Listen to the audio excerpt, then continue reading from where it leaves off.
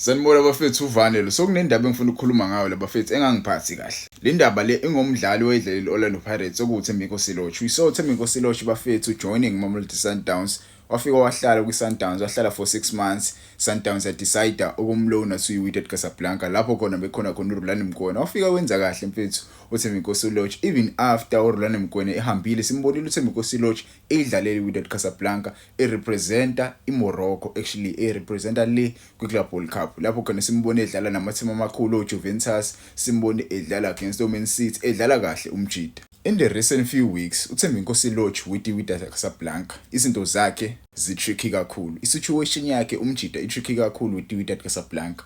uWydad Casablanca want to keep uThembinkosi Silotho, but uWydad ayinayo imali eyanele ukuthi impress iMamelodi Sundowns. Ayinayo imali eyanele ukuthi impress iMamelodi Sundowns. Right now iMamelodi Sundowns ishaya i-preseason le eRustenburg. Njengoba beshaya i-preseason le eRustenburg, uThembinkosi Silotho ungasuye ku-Instagram wakhe ucheck ku-TikTok wakhe kwi-story sakhe ujima yedwa. Yabo he's training alone, he's not training with the club. When uMiguel Cardoso came to iMamelodi Sundowns, he made it clear ukuthi uThembinkosi Silotho ngiyazi amsebenzise, uThembinkosi Silotho akamdiki. Le situation le ingikhumbuza nina. Ingikhumbuza le treatment le usale ngabe ithole kuLorlando Pirates. Not ukuthi yabo it's not the same treatment per se, but masubheke iSD iMamelodi Sundowns sporting director uFlemingberg, he's not happy with this player. He's not happy with this player. Mase kuthi nawo uMiguel Cardoso akekho happy. Inkinga umdlali ucontracted with the club. Abakwazi ukuthi bavele baterminate icontract yakhe mase join ama-rival teams. Lapho khona iyona le into abangebayithanda. Balindele bona ukuthi kufike iclub ezokhipha imali engempela. Niyazi bafethu iSundowns.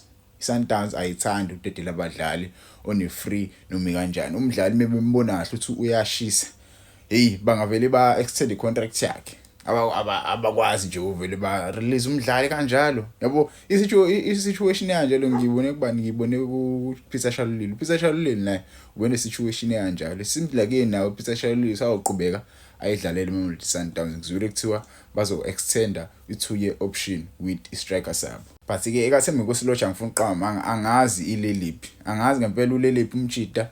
It's either angazi ngempela because iWydad Casablanca ayinayo imali enough ukuthi bamsayine lo mjida. They don't have that money to sign uThembinkosi Silotho. Njengoba izoqala nje isizini kumele ngabe utrainer neteam.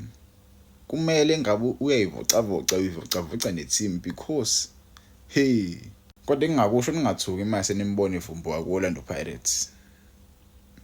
Ningathuki. Ngakhohle bafethu ukungifollowisha lapha Instagram.